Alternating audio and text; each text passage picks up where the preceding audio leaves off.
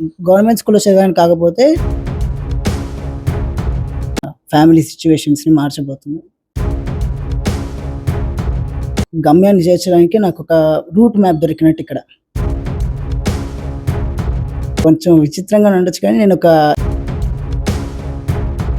నా పేరెంట్స్ కూడా నాకు చాలా మోరల్ సపోర్ట్ ఇచ్చారు. నా బతుకు మారాలంటే నువ్వే కారణం అని చెప్పి. సో, నాకు ఇప్పుడు హెల్త్ అంత ఇంపార్టెంట్ కాదు. నా గోల్ నాకు ఇంపార్టెంట్.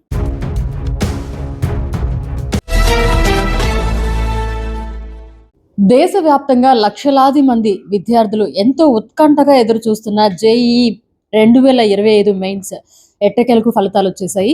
ఈ సందర్భంగా కృష్ణ చైతన్య కాలేజీలో జేఈఈ మెయిన్స్ లో ఫలితాల్లో మొట్టమొదటిగా నిలిచిన నిర్మల్ తేజ్ మనతో ఉన్నారు. ఆయనతో మాట్లాడదాం.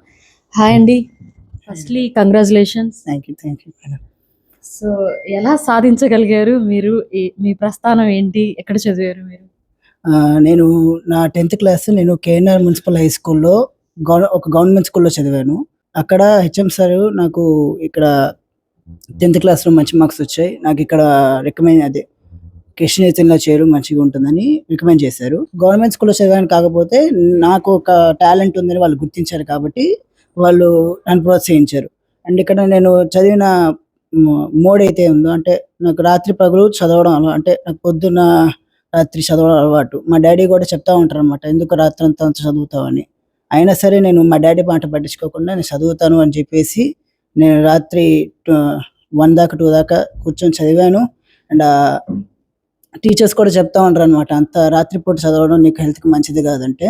సో, నాకు ఇప్పుడు హెల్త్ అంత ఇంపార్టెంట్ కాదు. నా గోల్ నాకు ఇంపార్టెంట్. ఆ తర్వాత హెల్త్ అనేది నేను తర్వాత చూసుకుంటాను కానీ నాకు గోల్ ఇంపార్టెంట్. సో, నేను గోల్ మీద ఫోకస్ చేస్తానని చెప్పేసి గోల్ మీద ఫోకస్ చేయడం అండ్ దానికి సంబంధించి మంచి మోరల్ సపోర్ట్ అనేది టీచర్స్ కానీ నా స్టూడెంట్ ఫ్రెండ్స్ కానీ నా పేరెంట్స్ కానీ మోరల్ సపోర్ట్ అనేది ఇచ్చారనమాట. ఎందుకంటే ఎప్పుడైనా చేస్తుంటారు మీ పేరెంట్స్?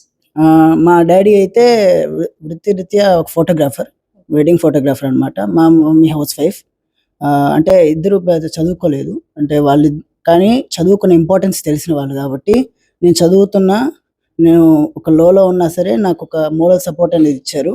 అంటే మా డాడీ కూడా తను చదువు లేదు అంటే నా స్థితిని నువ్వే మార్చాలి, నా బతుకు మారాలంటే నువ్వే కారణం వచ్చి కష్టపడాలని చెప్పేసి మా డాడీ కూడా నన్ను ప్రోత్సహించడం వల్లే నేను అంత బాగా చదవగలిగాను. అండ్ ఇక్కడ ప్రోగ్రామ్ కూడా నా జీల్‌కి ఇక్కడ చాలా కన్వీనియంట్‌గా ఉంది. అంటే నేను ఎంతైతే కష్టపడాలనుకుంటున్నానో అలాంటి ఒక అట్మాస్ఫియర్ క్రియేట్ చేసేలాగా ఈ ప్రోగ్రామ్ అనేది నాకు దొరికింది. అంటే ఈ ఎలైట్ ప్రోగ్రామ్ అన్నది. నేను ఇక్కడ ఏం చూసానంటే చాలా కార్పొరేట్ కాలేజెస్‌లో కన్నా విభిన్నమైన ఒక ప్రోగ్రామ్ ఇది. ఇక్కడ డిజిటల్ బోర్డ్‌లో ఎడ్యుకేషన్ ఇవ్వడం వల్ల ఒక క్రియేటివ్ విజువలైజేషన్ వల్ల కాన్సెప్ట్ అనేది బాగా అర్థమవుతుంది. అండ్ వెంటనే మైండ్‌లోకి రావడం వల్ల సో, వన్స్ కాన్సెప్ట్ అనేది వచ్చిన తర్వాత దాని మీద ఎటువంటి క్వెషన్ అడిగినా దాన్ని చేసేలాగా ఉంటామనమాట. అండ్ నెక్స్ట్ ఏందంటే ట్యాబ్స్‌లో ఎగ్జామ్ రాసి వెంటనే రిజల్ట్ అనేది వస్తుంది. సో, మన లోస్‌ని అంటే మైక్రో అనాలిసిస్ అనమాట. ఏ క్వెషన్‌లో ఎటువంటి తప్పు చేసినాం అన్నది. అలాంటి ఒక మైక్రో అనాలిసిస్ రావడం వల్ల ఇన్‌స్టంట్‌గా మనల్ని మనం రెక్టిఫై చేసుకొని అంటే మనకి టైం దొరుకుతుంది. ఇన్‌స్టంట్‌గా రెక్టిఫై చేసుకొని దానికి నెక్స్ట్ ఎగ్జామ్స్‌లో ఎలా మనం ఇంప్రూవ్ చేయాలన్నది. సో, అలాంటి ఒక ప్రోగ్రామ్ అనమాట. అండ్ ఇక్కడ టీచర్స్ కూడా వాళ్ళు చాలా జనరస్‌గా అంటే ఎటువంటి ప్రాబ్లమ్‌నైనా అంటే ఎన్ని సార్లు అడిగినా సరే అదే ఓపికతో, అదే ఇంట్రెస్ట్‌తో మనకి నేర్పిస్తారు. అంటే ఎందుకంటే ఈ కాన్సెప్ట్ అనేదే కదా మనకి లైఫ్‌లో ఉపయోగపడేది. సో, అలాంటి ఒక బేస్‌ని క్రియేట్ చేయాలని చెప్పేసి చాలా జనరస్‌గా స్టూడెంట్ ఎలాంటి వాడైనా సరే వాడికి నేర్పించాలి అన్న ఒక జీల్‌తోనే వాళ్ళు ఉంటారనమాట. అండ్ ఇక్కడ నా పేరెంట్స్ కూడా నాకు చాలా మోరల్ సపోర్ట్ ఇచ్చారు. పొద్దున్నే లేపేవాళ్ళా? నీళ్ళు కొట్టి మరి లేపేవాళ్ళనమాట. సో, అంటే నాకు పొద్దున్న లేయడం కొంచెం కష్టం ఉంటది. నాకు రాత్రి మొత్తం చదువుకోవడం పొద్దున్న 6:30 లేపేసేవాళ్ళు. 6:30 యాహ్! నాకు రీజనబుల్ అంటే రాత్రి ఎక్కువ చదువుతాను. చదవాలి జేఈఈ మెయిన్స్‌లో? జేఈఈ మెయిన్స్‌లో అంటే ఎన్ని గంటలు చదవాలన్నది కాకుండా ఎంత కష్టం అంటే నువ్వు తక్కువ టైం తీసుకున్నా సరే ఇంట్రెస్ట్‌గా చదవాలనమాట. అంటే మాటికి డిస్ట్రాక్ట్ అవుతా ఉంటే నువ్వు ఎన్ని గంటలు అంటే 24 గంటలు చదివినా సరిపోదు. సో నువ్వు ఒక ఇంట్రెస్ట్ ఉంటే నీకున్న 16 అవర్స్ 24 అవర్స్ 16 అవర్స్ 8 అవర్స్ స్లీప్కి వేసుకొని 16 అవర్స్ నువ్వు చదివినా సరిపోతుంది, అంటే సరిపోతుంది ఇంకా ఎక్కువ. 16 అవర్స్ నేను చదివింది అయితే 15 అవర్స్ 14 అవర్స్ ఉంటుంది అంతే. 16 అవర్స్ చదివిన వాళ్ళు కూడా ఉంటారు, కొంతమంది నిద్రని సాక్రిఫైస్ చేసిన వాళ్ళు ఉంటారు.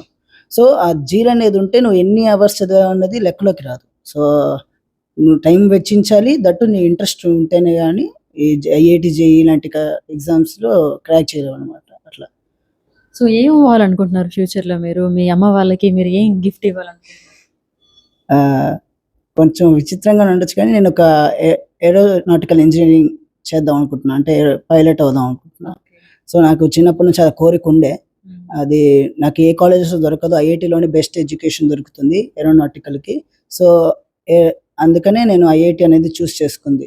నాకు ఆ గమ్యాన్ని చేర్చడానికి నాకు ఒక రూట్ మ్యాప్ దొరికినట్టు ఇక్కడ కృష్ణ చైతన్య కాలేజ్. కృష్ణ చైతన్య కాలేజ్లో ఒక రూట్ మ్యాప్ దొరికింది. సో ఐఐటి చేరితే ఇలాగ నువ్వు వెళ్ళొచ్చు. సో ఐఐటి చేయాలంటే ఇక్కడ మంచి ఎడ్యుకేషన్ ఉంది కాబట్టి నేను ఇక్కడే కంటిన్యూ అయ్యడం జరిగింది. ఎవరు మీకు ఇన్స్పిరేషన్? అంటే అలా అవ్వాలని ఎవరు చెప్పారు మీకు? మీకే ఎలా అనిపించింది?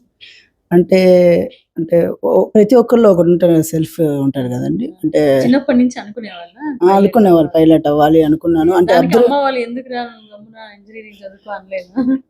అంటే అనలే, అంటే నా కళ్ళని ఎప్పుడు వాళ్ళు నిరాశపరచలేదు అనమాట. అంటే నేను ఇట్లా అవ్వాలనుకుంటున్నాను, నేను అబ్దుల్ కలాం ఇన్స్పిరేషన్ తీసుకుంటాను మామూలుగా.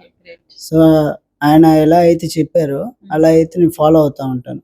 సో ఆయన ఒక ఏరోస్పేస్ అంటే ఆయన ఎంత అడ్వాన్స్మెంట్స్ చేశారు, దాంట్లో ఎంత క్రియేటివ్ ఫీల్డ్ ఉంటుంది అనేది నేను చూశాను, నేను చదివాను. కాబట్టి నేను కూడా అలాగ వెళ్దాము, ఒక క్రియేటివ్ ఫీల్డ్లో ఉందాము అనుకుని నేను అది చూస్ చేసుకోవడం జరిగింది. సో నేను చూస్ చేసుకున్న దానికి మా పేరెంట్స్ ఎప్పుడు నాకు అడ్డు చెప్పలేదు.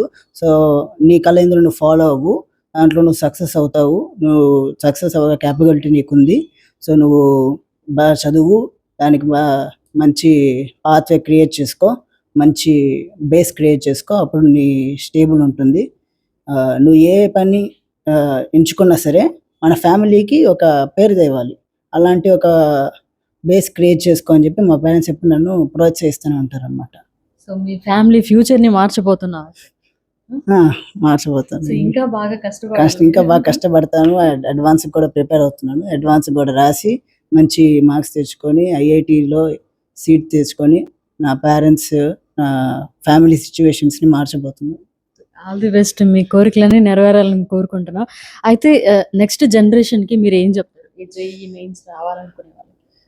జేఈ మెయిన్స్ అనేది ఇంకా అడ్వాన్స్ అవుతూ వచ్చింది. అంటే ఈ మధ్య కంప్యూటర్లో ఎగ్జామ్ అంటే కరోనా టైం తర్వాత అవన్నీ కూడా వాళ్ళు కూడా జనరేషన్కి ఎగ్జామ్స్ని మారుస్తూ వచ్చారు.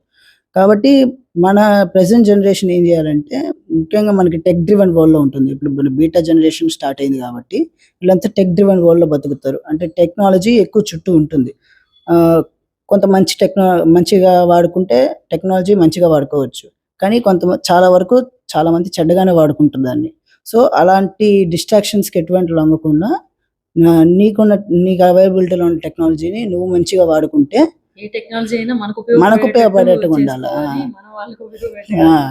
సో మన జీవితాలకి టెక్నాలజీ అనేది ఎంత మంచి చేయగలదో అంత మంచిని మనం పొందుకోగలిగితే ఈ నెక్స్ట్ జనరేషన్ కానీ ఇంకే జనరేషన్ అయినా కానీ వాళ్ళు కష్టపడితే ఇంకంతే వాళ్ళకి వచ్చేస్తుంది అన్నట్టు. అయితే మీరు ప్రభుత్వ పాఠశాలలో చదువుకున్నారు, ఇంటర్మీడియట్కి వచ్చాక ప్రైవేట్ పాఠశాలలో చదువుకున్న పిల్లలతో మీరు ఎలా చదవగలిగారు? రెండు ఎలా మ్యాచ్ చేయగలిగారు? అది స్టార్టింగ్లో కష్టంగానే ఉంది. అది స్టార్టింగ్లో కష్టంగానే ఉంటుంది. వాళ్ళంతా అంటే ఇంగ్లీష్ మాట్లాడేసి చేస్తా ఉంటారు. ప్రభుత్వ పాఠశాల అంటే అంత ఉండదు. సో ఎలా మేనేజ్ చేయగలిగారు? అంటే స్టార్టింగ్లో కష్టంగానే ఉండే కానీ మరీ అంత కష్టం కాదు. ఎందుకంటే కేఎన్ఆర్లో కూడా నేను మంచి ఎడ్యుకేషన్ పొందాను. అక్కడ అట్మాస్ఫియర్ కూడా ప్రైవేట్ స్కూల్కి ఏమాత్రం తీసిపోదు. సో అలాంటి అట్మాస్ఫియర్ కొంచెం డిఫరెంట్గా ఉన్నప్పటికీ నేను ఇక్కడ కోపప్ విత్ అయ్యగలిగాను. నా అబిలిటీ కూడా అదే. నేను ఎక్కడికైనా వెళ్తే కోపప్ అవుతాను, కానీ నేను ఎక్కువ ఇంట్రోవర్ట్. నేను ఎక్కువ సో లోకంతో కలవగలను, కానీ ఈ ప్రజలతో కలవలేనమాట. సో కానీ ఫ్రెండ్స్ కూడా చాలా వరకు మంచిగానే ఉన్నారు. Support చేశారా? సపోర్ట్ చేశారు నాకు గూడా. "అరే! ఇట్టరా" అని సపోర్ట్ చేశారు. వాళ్ళ మోరల్ సపోర్ట్ వల్లే నేను ఉన్న నా లైఫ్ లీడ్ సో మీ చేయగలుగుతున్నాను. చుట్టూ మంచి తల్లిదండ్రులు, మంచి ఫ్రెండ్స్, మంచి లెక్చరర్స్, మంచి టీచర్స్ ఉండబట్టే ఈ విజయం సాధించారంటారా? ఖచ్చితంగా. అంటే మన సర్కిల్ ఎలా ఉంటే మన ఫ్యూచర్ గూడా అలాగే ఉంటుంది కాబట్టి. సో మంచి వాళ్ళు ముందు మన్ మన మ చుట్టూ పెట్టుకోవాలి. అంటే చూసుకోవాలి. అంటే ఎవరు మంచోళ్ళు, ఎవరు చెడ్డోళ్ళు, చెడ్డ వాళ్ళని వీలైనంత దూరంగా, మంచి వాళ్ళని వీలైనంత దగ్గర పెట్టుకుంటే మన విజయం అనేది అంత తొందరగా వస్తుంది. అంత స్టాండ్‌గా నిలబడుతుందనమాట. అలా నేను నమ్ముతా ఇది. సో చాలా మెచ్యూరిటీ ఉంది మీకు యాక్చువల్‌గా. అంత గాదు, మరీ పెద్దవాళ్ళకు ఉన్నంత గాదు. కొంచెం మెచ్యూరిటీ అని మా డ్యాడీ చెప్పిన మాటలు గాని, టీచర్స్ చెప్పిన మాటలు గాని, వాళ్ళు ఏదో నేర్చుకుందాము, వాళ్ళ లైఫ్ చూసారు గాబట్టి, వాళ్ళ మాటల్లో ఏదో వాల్యుబుల్ పాయింట్ ఉంటుంది. సో దాన్ని సో తీసుకొని అమ్మ నాన్నలాగా అట్లా ఉండకుండా హ్మ్. మంచి ఫ్యూచర్ పొందాలని అనుకున్నాం. వాళ్ళ వాళ్ళ వాళ్ళ వాళ్ళు చూసిన జీవితం చాలా ఎక్కువ గదా! మన వయసు అంత ఉండదు. వాళ్ళ చాలా ఎక్కువ ఉంటుంది. సో వాళ్ళు చూసిన జీవితమే ఎక్కువ. వాళ్ళు ఎడ్యుకేషన్ పరంగా పక్కన పెడితే, వాళ్ళు చాలా జీవితం చూసారు. వాళ్ళు చాలా స్ట్రగుల్స్ చేశారు. సో అలాంటి స్ట్రగుల్ నాకు రాకుండా వాళ్ళు చాలా జాగ్రత్తగా తీసుకొని, నాకు ఒక మంచి ఎడ్యుకేషన్, మంచి బేస్ ఇవ్వాలి, మంచిగా లైఫ్‌లో ఎదగాలనుకున్నారు గాబట్టి, నేను వాళ్ళ ఇన్‌స్పిరేషన్ తీసుకుంటాననమాట. సో కష్టపడి చదివించాలి అని వాళ్ళకునింది. అండ్ మీరు కూడా చదవాలి అనేది ఒక ఇది స్కూల్స్, కాలేజెస్ సంబంధం లేదా? అంటే ప్రభుత్వ పాఠశాలలో అలా చెప్పలేం. అంటే ఒక పేరెంట్స్ మాత్రమే చెప్పలేరు గదా! అలా అంటే ఒక స్టూడెంట్ బాగుపడాలంటే పేరెంట్స్‌ది ఎంత ఉంటుందో దానికంటే ఎక్కువ టీచర్స్‌ది గాని, ఆ కాలేజ్ ఫ్యాకల్టీని గాని, లెక్చరర్స్‌ది గాని అలా అంత రోల్ ఉంటుంది. సో ఎందుకంటే ఎక్కువ టైం వాళ్ళతోనే మనం స్పెండ్ చేస్తాం గాబట్టి, మన పేరెంట్స్‌తో స్పెండ్ చేసిన టైం మార్నింగ్ కంటే 8:00 స్టార్ట్ అయితే అయితే ఈవినింగ్ వరకు మార్నింగ్ టు ఈవినింగ్ లెక్చరర్స్తోనే వాళ్ళతోనే ఉంటాము. వాళ్ళ మాటలే వింటాం గాబట్టి, వాళ్ళ ప్రభావం అనేది మన మీద ఎక్కువ ఉంటుంది. సో వాళ్ళు ఒక మాట చెప్తే మనం విన్నా వినకపోయినా అది మన లైఫ్‌లో ఒక ఇంపాక్ట్ క్రియేట్ చేస్తుందనమాట. సో సో ఏం చెప్తారు లెక్చరర్స్ ఇంటికెళ్ళగానే ఇది చదువుకో, ఇలా చదువుకో అని చెప్తారా? అది అంటే చదువుకో అంటే స్ట్రెస్ లేకుండా, అంటే నీకెంత వరకు వీలైతే అంతవరకు చేసి, నెక్స్ట్ ఏమైందంటే రివైజ్ చేసుకో. నువ్వు చేసిన దాన్ని రివైజ్ చేసుకో. కంటిన్యూయస్‌గా చేయకుండా బ్రేక్స్ తీసుకొని వాటిలో రివైజ్ చేసుకుంటే నీకు లాంగ్ టర్మ్‌లో బాగా యూజ్ అవుతుంది అది అని అంటే స్ట్రెస్‌గా వెళ్ళకుండా ఒక పాజిటివ్ వేలో వెళ్ళని చెప్పేసి టీచర్స్ అందరూ నాకు చెప్పడం జరిగింది. అందుకనే నేను మంచిగా చదువుకోగలిగాను. సో ఎనీహౌ నిజంగా మీరు చాలా మందికి ఇన్స్పిరేషన్ అసలు. ఒక ప్రభుత్వ పాఠశాలలో చదువుకొని మళ్ళీ ఇంటర్మీడియేట్ మళ్ళీ ప్రైవేట్ కాలేజీలో చదువుకుంటూ మీరు జేఈఈ మెయిన్స్‌లో రిజల్ట్ సాధించారంటే నిజంగా మీకు hats off and all the best in your future. Thank you so much. Thanks madam. మరిన్ని అప్డేట్స్ కోసం మన HN9 టీవీ ఛానల్‌ని సబ్స్క్రైబ్ చేసుకోండి.